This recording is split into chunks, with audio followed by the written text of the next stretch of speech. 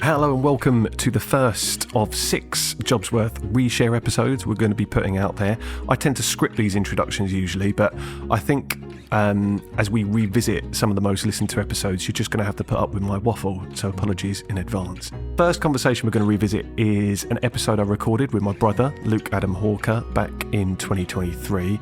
It still takes number 1 spot as the most downloaded episode of JobsWorth to date. I think Luke would admit this too. He's got a slightly unfair advantage with his 500,000 Instagram followers, but it remains one of my favourite conversations I've had. Yes, I'm biased and I'm being completely sentimental, but having an opportunity to sit down in a room with my brother for any period of time is rare, with us both having young families and businesses to run. So just having an hour-ish to sit down together felt like a success in its own right. Since recording this episode, Luke has achieved even more whilst working for himself. He's got more book deals lined up with titles due to come out in the next 6 to 12 months. He has signed a deal for a collaboration with an incredibly talented poet called Robert McFarlane. He's also become a Woodland Trust ambassador, which was a huge goal of his and something that he's incredibly proud of. So I hope you enjoy listening to this episode. If you have any questions or if you want to get involved in the comments, wherever you are listening to these episodes, then we are trying to build a community here. We want as much listener interaction as possible.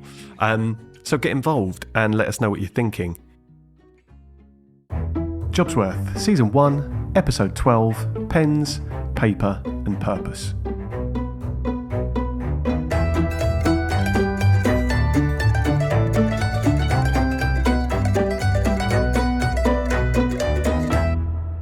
Welcome to Episode 12 of JobsWorth, which, save for the epilogue that's coming soon, will be the final full-length episode in our first season.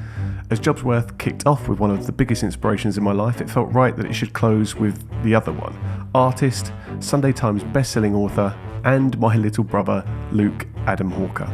We recorded this a while back, so you have to excuse us discussing the opening tradition to the podcast like it's a brand new shiny thing. And for the super fans of Lisa Hawker, aka Mum, you'll be sad to learn that her famous closing question doesn't feature this time around, and for that, I can only apologise. My brother is one of a handful of people that had a strong idea of what they wanted to do when they grew up from a very young age, and we discuss the earlier part of his career, from landing a job straight out of uni, being headhunted to design palaces for the Saudi royal family, and the reasons behind his move away from traditional employment and what many would consider a dream job. We also talk about his experience of being a self-employed artist, the series of events that led to him becoming a best-selling author, and have a very honest conversation about fatherhood and striking the right balance between his role as a parent and someone that's incredibly passionate about what they do for a living. So, without further ado, for the last time this season, let me introduce you to one of the wisest, bravest and most talented people I know. My brother, Luke Adam Hawker. Hello, Luke. Hi, brother. Right, so this is take 2 of us doing this conversation. Yes. We have attempted to record this before. We failed. We did fail, but that was because I think the dynamic didn't work. And ultimately, I think a lot of that was down to, it turned into what I describe as a family counselling session when people ask me. It became like that. So we're trying it again. The question I'm going to ask you is going to be a tradition in every episode moving forward. So I'm going to start with, when you were younger, what did you want to be when you grew up? So I'm currently an artist, but people assume that I've always wanted to be one, but that's not been the case. With seeing Mum being an artist, and it was really difficult and a bit of a struggle. But I knew I wanted to draw, so I remember a big chunk of my kind of really early, like 11 to 13, really wanted to design cars. I remember that actually, like just seeing scraps of paper with cars on cars on there, robots, and I mean, let's be honest, we were both in the geek realm growing up.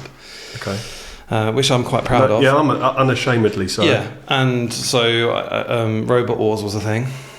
I remember it well. So designing those, loving that.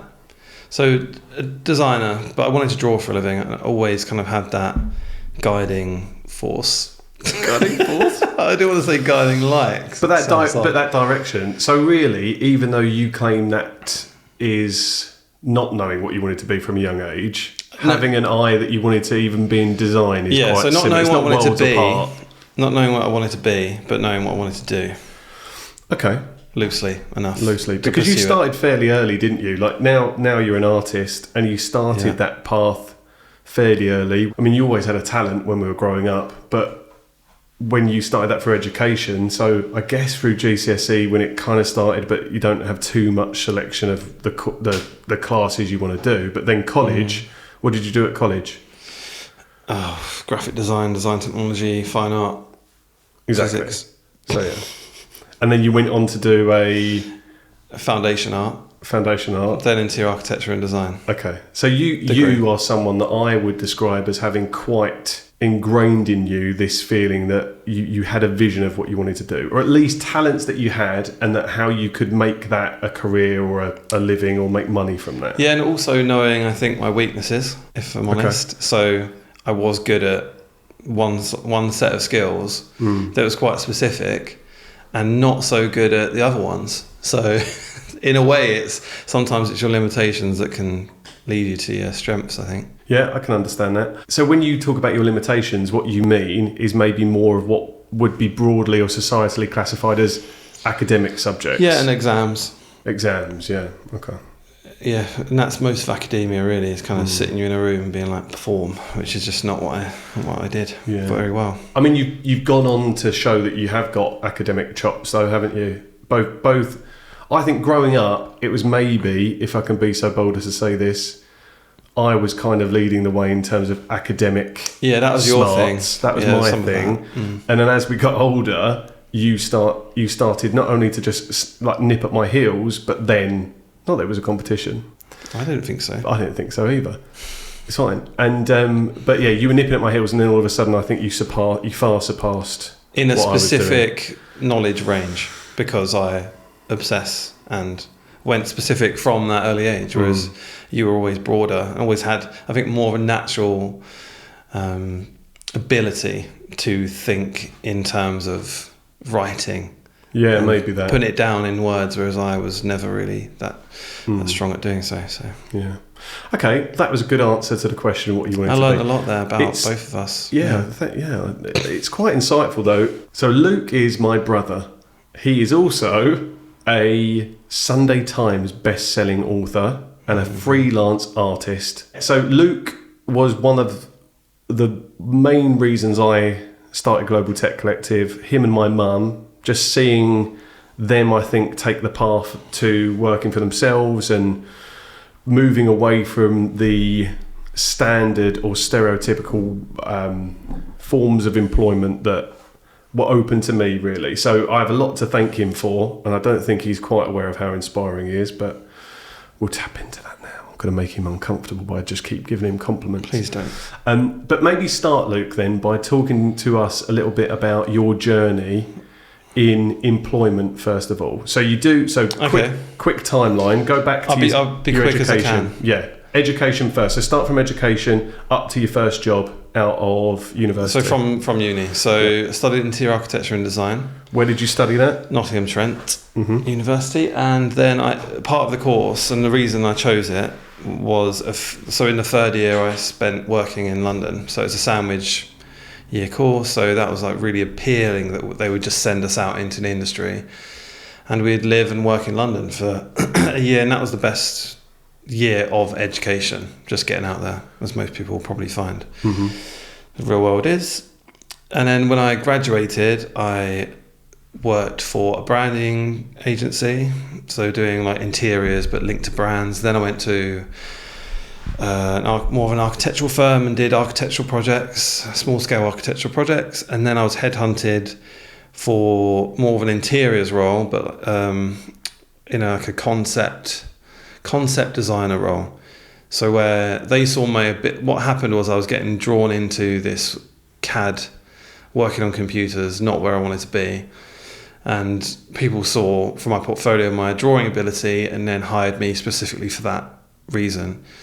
And that's where things went really well for me, because I was drawing on my strengths, no pun intended, and stood at the drawing board and just creating and getting recognition, and I guess the financial reward for that skill.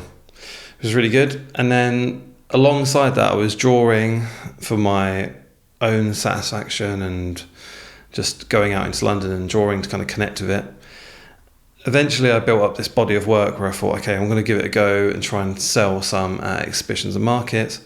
Got to the point where I was covering my rent and then quit my job to pursue that in 2015. Oh, 2015. Has it been that long now? So 8 years you've been freelance? Yeah. You don't like freelance though, do you? No. I think because you run your own freelance. Yeah, go on. Well, it implies that the projects are client-led. Okay. I don't know why. They were early on, now they're not. Yeah, okay. No, I understand that. So you went through a number of firms before making the decision to go on your own and start Luke Adam Hawker as it is now. I brought my middle name into the equation. I know. Why did that happen? Just quickly, I don't want to go off onto too much. But so you got to realise when I was a designer, I was Luke Hawker. And then alongside that, I wanted to push my artistic portfolio and like me as an artist, right? So I didn't want them clashing. Yeah.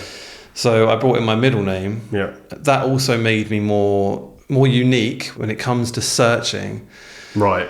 So if you put Luke Adam Hawke, you're gonna find me. If you put Luke Hawke, you might get some Kiwi actor. I was just about to reference the actor. Yeah. So you do get a few. So there's that reason. Part of me regrets that, but I don't think I could have done it any other way.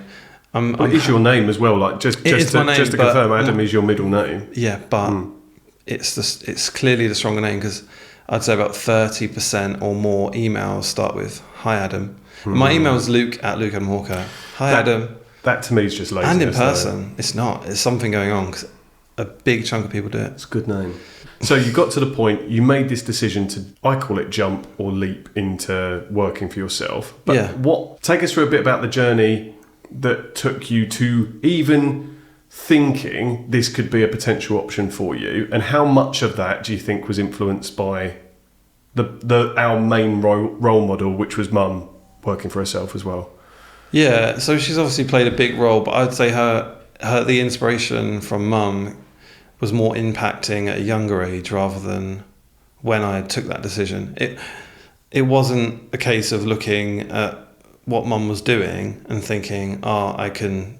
It just wasn't. I think early days, her encouragement and proof that you can kind of put value to those skills, that influenced me in a more subconscious level. But when I took that decision, it was more of I felt like I'd achieved a lot as a designer, as an interior designer effectively, and had travelled a fair bit, and I was kind of in a place where I was like, well, the only way up here is away from creativity. Because a lot of people in design firms probably understand that actually to go up in terms of up that ladder, then you're going to get further away from the activity that probably brought you into the industry in the first place. You become project manager, you're spinning plates, which is hard, but further away from probably your strengths, especially for me. Yeah. So that's why I thought, why not try?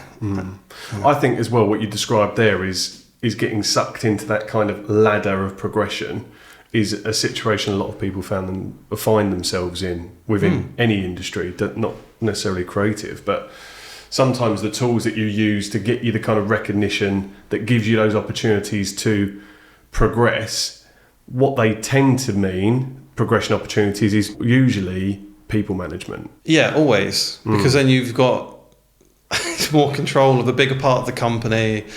And which appeals to some because you need people that have that skill set and want to manage people. But again, from my experience, I was in an agency for 7.5 years, got an opportunity to progress, or I was 6 years in at that time, and then was given this opportunity to progress into a management role, and it was really, I think, what tipped me over the edge to leave anyway, because it just didn't fit my strengths. And yeah, I mean, you could perform in that role. I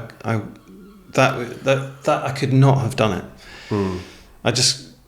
I find really difficult to commit to something I'm not fully behind. You can say passion. I know I banned you from saying passion. No, I'm going to try not to say it once. Okay, so we get to this point, you've had your more traditional forms of employment and you decide to take the leap. Do you remember, considering it was now 8 years ago, the conversations you were having with people around that time? Was it met with support? Was it met with further questioning that started to make you doubt yourself at all? What do you remember anything about that time? Everyone got behind me, and everyone said, yeah, do it. Because I think they knew that what was the alternative? What's the alternative for me is just regret. Nobody wants that, especially your loved ones. And I don't have a huge pool of friends that I'm regularly speaking with. So it'll be you, Lizzie at the time, and Mum, and Harry maybe. Yeah. Lizzie is Luke's wife. Oh, yeah. Yeah. Well, she wasn't at the time. She was my friend. Girlfriend. It's. We don't need to go. We don't need to go into detail on that. And Harry is our dad as well. Yeah. Just to clarify. I mean, I didn't really mean from our perspective, because I know that you're always going to be getting support, and we'll champion what I think us as a pod or as a family have always been very supportive. I like that. Pod. Killer whales. Yeah. Orcas. Oh, nice. Okay. But as a family, we've always been supportive of whatever any of us want to try and do. And then I guess my focus was more around colleagues. And then how did your boss at the time, or the people that managed you, when you said what you were going for, did you tell them that you were leaving that business to go and start on your own? I can't remember. Okay. Literally can't. Honesty, refreshing. I can't remember. Yeah. I can't remember I remember just feeling really excited to hand my notice in. Probably good to explain that I wasn't truly invested in the projects that I was working on. Talk to us a little bit about this, because when I, especially at family parties, I go and me and you stood next to each other and we talk about what we do for a living. My piss-takey introduction for you is, Luke used to design palaces for the Saudi royal family, and I'm just a recruiter. To which most people go, what do you really do, John? I'm like, no, I'm literally just a recruiter. But tell us what you did, because it's interesting. Outwardly... I don't like that. I know, but that's fine. That's me being self-deprecating. But outwardly, it sounds like what you were doing would be a dream job for a lot of people that are training or studying in your space. Yeah. I got that job for a recruiter, mind you.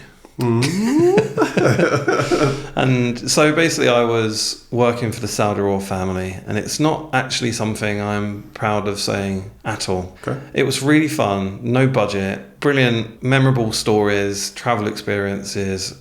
So I don't regret doing it, but there comes a point where you're looking at the projects and you just what you're leaving behind is just not what you really should be. That legacy. And I guess a lot about what you were doing at the time was the legacy you were building, and because you're leaving like a tangible thing behind you, aren't you? Or your input is helping to build a tangible thing that might stand for centuries, like literally. Yeah. And I'm happy that I created some spaces that I was really proud of, but it's kind of who's enjoying them and in what way. Understood. Okay. So in moving to being self-employed, self-employed is right, isn't it? Because you were self-employed. Yeah. Okay. So moving to self-employed, you had this autonomy to do the projects you wanted to do. What you were after was probably trying to find something that you were more engaged by and was more meaningful. Yeah. And I already had all the ideas in my head. So it wasn't like leaving a job and being clueless as to what to do. It felt like I was like off the starting block and had the time to do it. You had a direction. Had a direction that I was kind of running in parallel along the time in my work. So for a big chunk of that work, I was just disengaged with the job and doing my own bits alongside it. When you were disengaged and when maybe you felt like there wasn't meaning behind the work you were doing, did that impact you in any negative ways? Some of the studies I've read about lack of meaningful work can lead to low mood, even depression as well. No, I felt like back in those days, I just felt really resilient to lows, really. And it's only in recent years where I've experienced the realities of that side of things, mental health coming in. Yeah. Okay. So 8 years on, it's fair to say that it's not a fluke that you're still working for yourself. There's been some huge success that you've had along the way. What are some of the biggest achievements you've made in the last 8 years that you're most proud of? Just specifically on work. Okay, if you say little Harry, I appreciate having a son. No It's a one wants massive to know. achievement. Yeah. No one cares. Okay. Talk to us about your biggest work achievements. So I'll go for it. Early days was just growing that online sales year on year. So I used to sell a lot at markets, and that might sound a little bit strange, kind of pursuing a career in art and selling at markets, but it was such a great way to just tap into an audience just passing by. And actually, if you can captivate an audience that is just walking by in the street rather than gone to a specific exhibition, you're doing quite well. So I felt confidence from that. And then, year on year, so for the first 3 years, my online sales were doubling each year. That gave me confidence and enabled me to invest. One of my biggest career achievements, which was my trip around Europe, which I view as both a life goal and a career achievement, because my purpose for traveling. So just brief recap of the trip, brief. I know Go for it. No, I love a recap. So I did 3 months around Europe in my camper van called Brian, and just drawing. So my sole purpose of traveling was drawing 11 countries, just traveling through all these new experiences. I felt like I did a lifetime of traveling and a huge body of work, which then I got back and just felt like I'd kind of shaken off the interior designer Luke. Right, okay. And was so now, shed that skin almost. Yeah, and just felt really positive about the future, which was nice. Yeah. 2018, that was. So yeah. Probably whilst the whole Brexit thing was definitely happening. Hadn't happened, because that would have been slightly more difficult. So I had that freedom, which is, anyway, I won't get into that, but had that freedom. It's not a political podcast, yeah. Which just built me up, really. And I had times I was really lonely, so had to bring in kind of that mental health tools of just being a bit more resilient to that loneliness, which I hadn't really felt throughout the trip. Yeah, it was just formative. So then after that, other big achievements. So Westminster, Big Ben, covered in scaffolding for renovations for some years, actually. 2018, I went along to draw it at my easel. I'd never really been interested in drawing it. I shy away from things that are too iconic. They come across as quite kitsch when you're just covering the same ground everyone else has. So this was something new, and I think that something that embodied what was going on at the time, Brexit. And so that ended up being picked up by the Parliamentary Art Collection, went to committee. I sold to the Parliamentary Art Collection, found I had enough money from that and a number of commissions through Soho House to build up enough money to buy a house. Not in London, sadly, so I moved out, but I'm really glad I did now. So I see that as like one achievement, and that seems strange. I should be breaking this up more. I'm going through my life. I'm sorry. I would have definitely been surprised if you hadn't picked Big Ben and selling that to Parliamentary Art. I can say why it feels really big for me. Yeah, it's because it's definitely one of my artworks that will be looked after long after I'm gone, and that legacy. Yeah. Talk to us about that. So actually having a piece of work bought by the Parliamentary Art Collection means what for that piece of work? It will be housed in Parliament and protected for as long as Parliament exists. Which I would imagine would be a long time, I hope. A while, yeah. I mean, it's incredible. I was there at the unveiling of that. Obviously, we knew about it having been acquired, but I was there at the unveiling. I can't remember what part of not Westminster. Westminster. What part of Westminster it was at, but I just remember it being a big occasion, lots of people queuing to get in, and it was a really big evening. Good fun, yeah. Yeah, it was a lot of fun, yeah. Wow. Okay. So, I mean, for me, just interjecting as well, I'm not trying to blow smoke up your arse because you're my brother, but things like creating a book, quite a big deal. Yeah. Then creating 2 books, I think quite a big deal as well. Yeah. Maybe not the career, not the goal that you had when you first started setting out to do something like this as well. So talk to us a bit about the book together, because that was a project that culminated during one of the the most trying times for people around the world. So tell us about that. Yeah, so books I'd never imagined creating, but I've written about this actually before. I've not been a big reader, you'll know this. Yes. So sketchbooks were kind of my thing, and I never really saw the potential to publish, I guess, my artwork. It hadn't really crossed my mind in book form.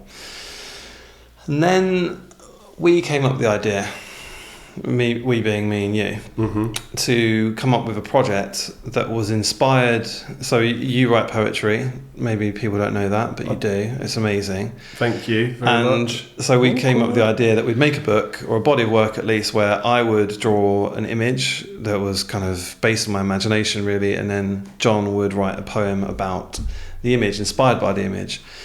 And I put that out on my Instagram. And that, combined with a lot of more reflective work about what was going on around the world, I think was picked up by a publisher, Marianne Laidlaw, who saw the potential in my work. Sadly, not John's work. She wasn't a fan. She wasn't a fan of the poetry. Well, poetry is anyway, we won't get into that. Doesn't sound. So I ditched John on this journey of making a book. That's what it sounds like, but I am mentioned in the acknowledgements though, which is nice. You are. Yeah. And so I ended up going on this journey of creating this book through lockdown. It took 3 months to create. It's an image-led book, you might say picture book or graphic novel, and it was a very personal project. So it's based on our late granddad, Brian. He was the main father figure for us growing up. So it was me, my brother. I can't say my brother looking at you. Who are you talking to? Are you talking to me? Oh yeah, sorry. No, it's fine. I'm just double checking. I was just very aware people might be listening. Maybe one or two. No, maybe they are. I don't know. So it wasn't it, John. It was me, you, yes. Mum, and Granddad for the majority of our formative years. And where am I going with this? Oh, so the book. So he's the main protagonist, along with my current dog Robin. And so I went back through a lot of those memories, and I was trying to encapsulate his kindness and empathy in this book, because I thought that would make the perfect character to lead you through this storm, which forms a metaphor for COVID and lockdown and etc. So that was really well received, and became Sunday Times bestseller. It's in 11 languages. It was quite a big moment. Quite a big deal. And led to the next book. Yeah. And the next book is The Last Tree. It's The Last Tree. Yeah. And I mean, and that's been an amazing part, I think, of your journey to observe as well and witness both it sounds like a cliche, but the blood, sweat and tears that you put into actually creating these bodies of work and then turning them into books, and is just incredible. But then to see it received, because I think it's a dream just to publish, and then for it to be really successful as well, just shows that what you're doing is it's not just me and Mum think it's good. Yeah, that's nice. Which is quite nice. People agree. But the second book took a hell of a lot longer than 3 months to create, because of my son coming along. Yeah. So talk to me then about the impact of little Harry. So Harry's my nephew and your son, but little Harry coming along, on what it's like to work for yourself. Because, I mean, we can both maybe share some stories around this as well, but what's your experience been as a dad, and a dad that works for themselves? And, it's just being full transparency is the primary earner for your household as well. It's hard to compare. So I can only give it my perspective, but I can't say if it was. So it's been really difficult, because you have the freedom to spend time, which is amazing, but then it's like it swings back in your face, because then you've got the anxiety and guilt about not putting as much time into your work as you should be. But then there's this whole question mark about how much time you should be putting into your work when you have this new human that you've created and need to really invest in. So I really struggled, but also I realised that I needed to make a change. So I now have an assistant, Laura, who's in those early days especially was really integral to just keeping things going. So I send prints out regularly for my online sales and still do markets. So there's a lot that I still have to do, but things inevitably slowed down, and I felt like far less of an artist. And it's because I attribute so much of myself to being an artist. So this is the drawback of pursuing your passion so wholeheartedly, is that when you have to make sacrifices around it, you feel them on a really personal level. It's not just a financial hit, it's what am I now? And I think everybody feels it to a degree when they're a parent, this loss of identity. Yeah. So I just think that maybe you can feel it more acutely when you really do want to be cracking on with those projects that just... And we've had this discussion before. I think there's a lot of guilt around that as well.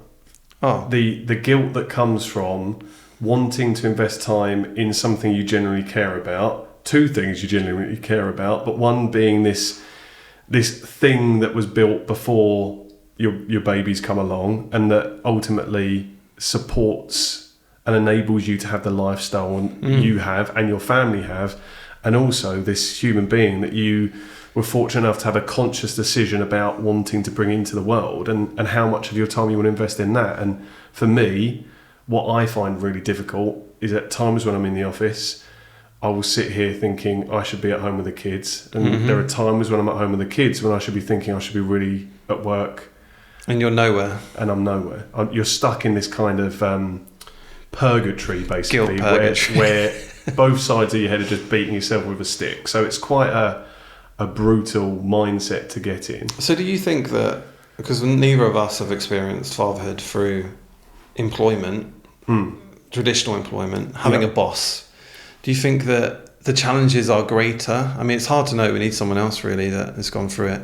Because I feel like although they've been great, the challenges, being self-employed, I just could not have made it through, nor could my family have made it through without that freedom to say no.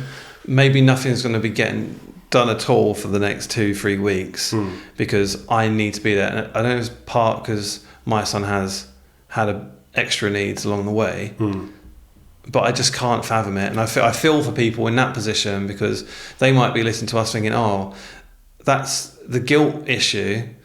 Although we know it's a very big one, having it more like a fear of losing your job, that anxiety might even be greater or not, I don't know. Yeah, no, I completely understand that. My experience, so there was a time where I sort of transitioned from your stereotypical form of employment into working for myself around the time that Finley was 1. So Finley turned 1 literally as I was starting Global Tech Collective. But when Finley was born, so Finley's my eldest, he's now 5 years old, but I want to say 5 days after he was born, he lost a drastic amount of weight, and we were back in the hospital for 3 or 4 days. So ultimately, all I was given at the time were 2 weeks of paternity leave. Madness. And regardless of what happened, I had to be back into the office after that point. Now, if I compare that with how long I took off for Bodhi when he was born, so Bodhi's now 2, I probably... You've just gone back. Sorry? You've just gone back. back. Just gone back. Yeah, I've just gone back to sort of normal working hours. But no, I think when Bodhi was born, I had that time and the autonomy to be like, okay, I will gradually allow myself to get back into this. And I'll admit this. I don't know if I'll admit this to my other half. She will listen to this, so I'm admitting it to her anyway. I was writing emails, sending offers out to candidates in the very early stages of when she was in labour with Bodhi as well. Wow. Yeah. Okay. Which I'm not proud of, but ultimately the labour lasted. You're not doing 14, it for fun, are you? No, the labour lasted 14 hours, so I didn't feel like I was going to get in too much trouble. I wasn't doing it as Bodhi was arriving. Some people were checking like football results and things like that. So I you're doing. I was pretty engaged, but I think I had all of that autonomy. So actually the sort of formative months of Bodhi's arrival was so much. I just felt so much more present because I can invest myself in the way that I wanted to. So yeah, I have no doubt that maybe people that are listening to this that are still employed and have a boss, especially a boss that isn't understanding, will be thinking, what a privileged position for us to be in, being dads with our own businesses that can build that around our families.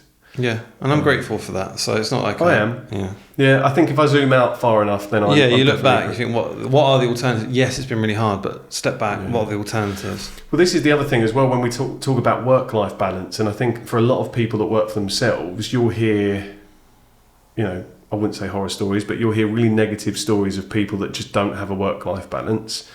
For me, when you're self-employed, it's more about work-life integration. And then when I zoom out, okay, if I look at any given week, my work-life balance probably isn't as good as it might have been when I was working for someone. Zoom out over a year, my work-life balance is a hell of a lot better. Because whilst I might commit 2-3 weeks where I've got my head down and I am working hard and I'm prioritising work over things like health, unfortunately, and sometimes relationships and a bit of self-care, well, actually, I combat that by giving myself a lot more time after as well. So would I have got that flexibility working for someone? Definitely not. 100% no. So yeah, that's a really good point. And I think businesses now that are starting to offer enhanced paternity policies or parental leave in general, I think they're the ones that are going to be able to attract people and retain people moving forward. Hopefully it's going to be a rarity in the future that we're going to see 2 weeks of paternity leave. It has to be. And also just the nature of choice, and that's what people have when they choose a job, hopefully, is that it means the companies will only benefit from the more they offer. Yeah. So they're going to get the best staff because more than ever now people are looking at the salary and, well, this is kind of what I've learned from you, looking at the salary and the package around the salary. Yeah. And it really matters, probably more now than ever. Well, because it doesn't matter at all if you've got a huge salary and remuneration in terms of you're not living what your goes life. into your bank account. You've not got the balance to actually go out and use any of it as well. So talk to me a little bit more as well about some of the specific challenges. You've been working for yourself for a period of time. Harry comes along. Harry's now 2. What were some of the specific challenges that you faced between juggling this new job, which is fatherhood, and the existing job, which is running Luke Adam Hawker? So for a big chunk of that, for his existence, I've been working on the second book. So I would say, and this might be very specific to a creative project, but your head is in it. So I'm lucky that my family is very tolerant of me being a daydreamer, and I think I always have been. 100%. Not so very rare am I, the whole time I'm with someone I'm fully present, and that sounds really bad. I'm not like kind of looking down on my phone or anything. It's just me thinking about other things. And actually, when I have a creative project, I'm doing that a lot more. So when I'm going for the family walk in the woods, I'll end up talking about the project. And actually having a partner, i.e. my wife, who is really creative herself and supportive of my work, I don't think anybody else would tolerate me unless they found that side of me interesting. Yeah. So the challenges were just on the time front, right? So prioritizing where to spend my time in the studio or at home, but they're a 3-minute walk away and I can have Harry at the studio for a bit with Liz. So I guess, to be honest, I'm finding it harder as it goes on, because at first you're telling yourself, oh, this isn't for long, and eventually I'll be able to just go full steam ahead with my creative work. Yeah. And in that time, whilst things have been more focused on either mainly on my family and then my book, everything feels a bit like a side hustle in relation to your family. Yeah. And now I want to give so much more to my projects, which I have been doing probably in the last month, but then you've got that guilt creeping back in. So I would say that it will probably never really go away. It's just that you become the people that you're feeling guilty about letting down, more kind of let you know in a transparent way that no, you're not letting them down. Yeah. And then that kind of takes away the guilt. It's not through a lack of juggling. It's through an increase in communication and understanding between the people you care about. Yeah, that's a really good point. I think it's that transparency between the people that are impacted by what it is you're doing and that time you're spending away from them is key, isn't it? And it's funny you bring up that the role of Lizzie, your wife, in being that partner and that cheerleader and someone that you can also use as a sounding board. I think a lot of the people I've spoken to reference someone in their life, not always their partner, but someone that acts as that, whether it's inspiration, whether it's someone that can level you slightly, whether it's someone that can give you free therapy, whatever it is. And just real frank feedback. Yeah. Honest feedback on the projects I'm doing, which is really useful because I think it's quite rare. And then also, on the other hand, when I'm feeling low, then she'll remind me of my achievements, and that will move towards like lifting me out of that. Yeah, because it's one thing when your family do it, as in like me and mum, and hopefully we're always being honest about it. But I think it's fair to say that mum's default position is, I'm gonna make you feel better by just giving you every compliment under the sun. 9 times out of 10, she's a hyper positive I think person. she genuinely feels that. I don't disagree at all, but sometimes you need outside external parties away from that nucleus telling you, they could even tell you exactly the same thing, but just having that conversation makes a huge difference. So a question I've got for you then, would you ever go back into full-time employment with a boss, that kind of stereotypical world of work? Definitely not. But I guess it all comes down to time and freedom to spend my time, which is the ultimate wealth. Yeah. Like, regardless of anything, we're all, like, let's say averages, right? We all live to, say it's 75 or 80 probably now. We all live to 80, and we've all got this allotted number of hours in our lives, if we're lucky. And how are we spending it, regardless of how much money we're bringing in, how are we spending that? And if I look back on my life and think I've done my best to spend as much as my time here doing the things I love and the things I am passionate about. I know you hate the word passion, but it's important. It's an important one. Then it will lead to less regret and more fulfillment and more purpose. So I shouldn't say never. Well, this is the thing, isn't it? Because I say exactly the same thing, and I'm quite outspoken about this on any platform that they allow me to put. That's interesting though, because your role in many cases is finding people to work for other people. Yeah. So that's an interesting. So I did it. So I worked for someone else and within a larger company for long enough to know something about myself, which is I don't necessarily want to prescribe to what normal work looks like, especially in the sector that I operate in as well. I think that allows me a perspective that better starts to filter the clients I do want to work with as well. Because not only does it take a lot for me to ever think, oh God, could I really work with them? Actually, that's the barometer that I measure the clients that I work with by. There is an element of me that thinks, could I get behind interviewing with you? If you were interviewing me, would I find you someone that I could work with? Is the sort of mission you're on inspiring or lighting something within me as well?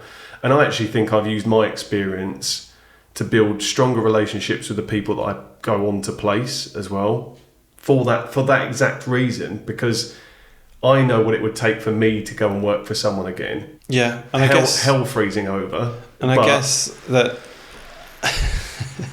But what's interesting, even though that's an illogical stance for a recruiter, traditional recruiter, that goes in your favour because people will see that you're being honest, and I think that matters more than people just want the to know, sales pitch. Yeah, people just want transparency and honesty and a frank conversation as well. So just to clarify, you would advise, everyone listening, John would definitely advise you to not work for anyone. Don't work for anyone else. That's not what I'm saying. So all of his clients, bear that in mind. Yeah, I'm basically just pushing. Yeah, go pushing self-employed. This whole narrative Come on. of work for yourself. But the amount of people I speak to have had really successful careers in employment.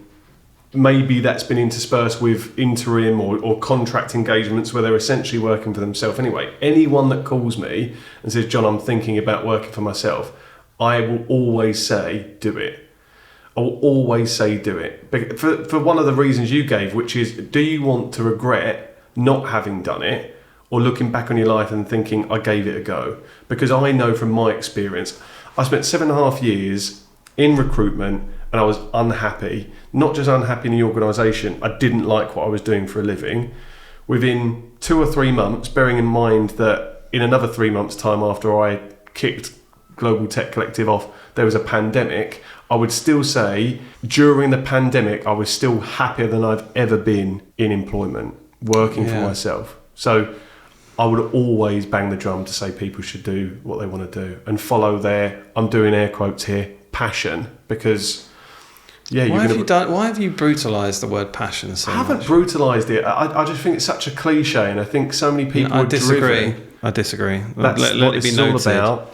Well, that's what it all is about. But not enough of it in the world, I don't think. Passion. I don't think there's enough of it. Genuine passion for things. So life, work, whatever. And I'm not. Apathy is on the rise, and passion is going down. So the point, I agree with you. Maybe it's not as bleak as you're making it sound, but turning your passion into work and into your career, that's what I have a problem with. Only when people are starting to peddle that as that should be the thing you want to do, because you don't. Sometimes your passion and your work can be completely separate. Yeah, of course. Sometimes something you start by doing as a job, you can become passionate about. But what I've got an issue with, so I'm passionate about gardening, but right now, if I have no goal at all to make that into a career anytime soon, because I feel like it would just strip the joy and the experience that I have out of that endeavour. Really? So there's so I went to discuss a collaboration with National Trust up at Polesden Lacey. Are you name recently. dropping, not Polesden Lacey? Are you name dropping National Trust? No. I mean, you can do it, it's fine. Yeah, anyway, my point is, when they said to me, I met the head ranger, and they said, oh, well, we're looking for rangers at the moment, but when people aren't coming forward. I wondered if, I started putting myself in that, how I think I could get a lot of joy from that kind of job, because I love being outdoors. And there would be something nice about just your role being to look after land. I started thinking about you, I just see you doing it. That is one day where I a job where I'm outdoors. I'm just putting out as like an actual opportunity. It's all well and good saying, well, gardening, because you might struggle to picture it. But if somebody has this opportunity, well, yeah, I guess. So do you want me to send them an email? Yeah. Shall I put my CV together? Hell freezing over, or arrange a role from the National Trust that my brother just mentions once. Yeah. So my problems with passion are not about people using the word passion. It's just that I think if you are always in your head driven to try and turn your passion into a career or be passionate about what it is you're doing, I think that can lead to a lot of discontentment and unhappiness. Destruction. Yeah, I agree. So it's something that is I would not blindly endorse, but I'd say in most cases, then people should probably do it. But whereas you're more reluctant to... I'm more reluctant to it, but also I think it's, there's that cliche term that I can't remember word for word, but it's better to regret having done something than sit there regretting never having tried to do it. Within the law. Within the confines of the law. Thanks, Luke. But yeah, I think I will always back people that want to do something off their own back, because I think I will always be honest about the challenges that you're going to face doing it, but I think it's a good way to focus your energy. Anyway, 8 years in, your experience of being self-employed has been a positive one on the whole. The challenges of fatherhood have been present, but you've overcome those as well. Exactly the same story for me, I think, as well, in having done those. Is there any one thing in the not too distant future that you're excited about, a project that you're working on that you just want to share? Yeah, so I guess a new direction. So one thing, summarise that I've been working from observation, so I'll go and take my easel and try and capture a sense of place. Normally around London, because I'm kind of very much based around London. And I think gradually over time it's moved away from architecture and more towards nature, and specifically trees, ancient trees. And that's led me into this whole world of our connection, societal connection with nature. So exploring that and seeing how I can use observation from two different locations, multiple locations, to create a whole new, more surreal, imagined sense of place, and just kind of be more conceptual with my work. I do feel really excited about just experimenting more, developing more, and in all honesty, creating shows that do sell out and captivate collectors, and all the signs are right for that happening. I've been selling more original work, and I've got an exhibition at the end of the month which I'm really hopeful for.